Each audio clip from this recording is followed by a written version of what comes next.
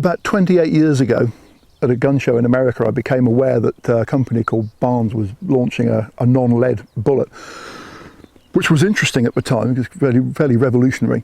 And I picked up on that. It took about 2 years for the stuff to get to the UK.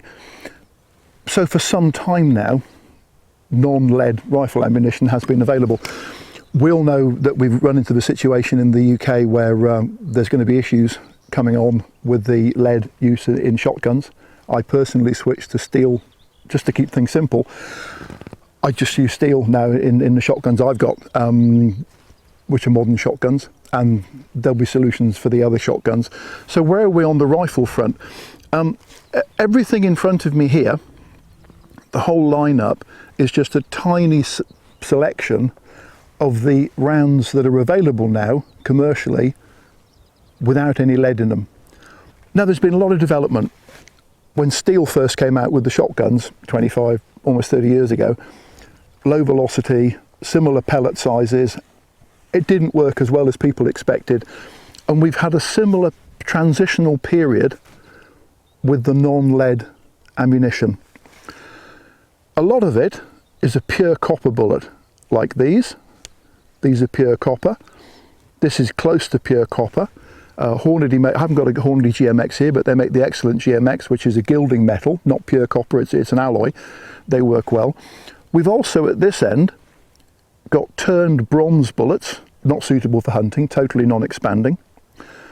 We've got these, which are a copper and tin compressed powder inside a copper jacket with a very small hollow point. They're designed for match purposes and military purposes, but they're non-lead. We have these, which are quite strange, and this is a compressed copper and tin load in a bullet. And when we tried this out on some already dead carcasses for some people who asked us to try them out, they penetrated, disappeared inside into tiny fragments with no expansion. So almost a varmint shooting round. Back onto some, we got the Lapua Naturalis here. We've got the Barnes TTSX. What we're discovering is that if you take the same weight of bullet you were using in lead, you use it in copper, just copper, and you drive it at the same speed. If it's a big animal, it's a tough animal, it all works well because you get virtually 100% bullet weight retention, very good penetration.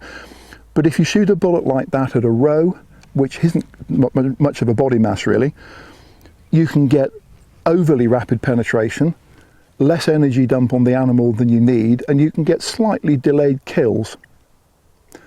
So, how do we improve on that? Instead of using a 150 or a 180 grain bullet in the 308, I've now gone to a 130 grain. This is coming out at 3,000 feet per second and is still doing more than 2,600 at 200 meters. So you get all that hydrostatic shock, which helps to kill, and 100% virtually weight retention. With the 243, this is an 80 grain bullet. Now in 243 there's a slight issue. In Scotland you need to use a 100 grain bullet in 243, and in the copper bullets it's difficult to get one that without being too long at that weight. But this is an 80 grain. This coming out at 3,350 feet per second quite safely, and again giving very, very good expansion out to all sensible hunting ranges.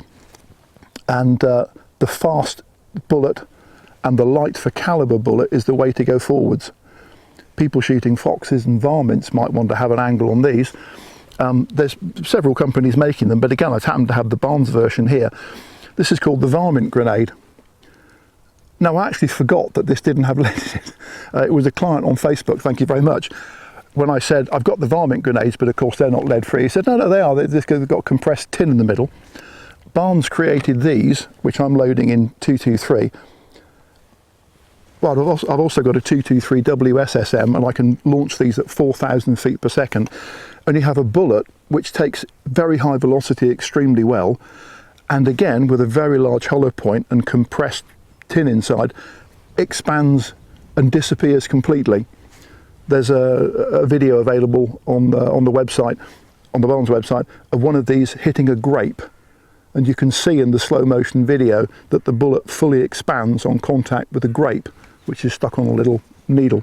So there's lots of choice. During the shotgun and steel debate, which was sparked off largely by the 9 NGOs who made the announcement on behalf of their members that over 5 years we were going to step away from lead, try to step away from lead and develop other things. We have lots of choice. I don't want to ban lead, I don't seek a ban on lead, but if one's coming, we can either be ready and we can transition seamlessly, or we can be caught out and be in a mess, to be perfectly honest. As I say, my own personal choice now after the work I've been doing is I personally prefer to put meat in my freezer that's been shot with non-lead, and my choices at the moment in terms of the rifle bullets are the 308 and the 243. I've got the 6.5 as well, I haven't got that one here. Light for calibre, driven faster than normal, is an extremely good transition way to get away from lead and onto these copper rounds. We're going to try some out on some targets, give you an idea of what's going on. So keep watching. Thanks.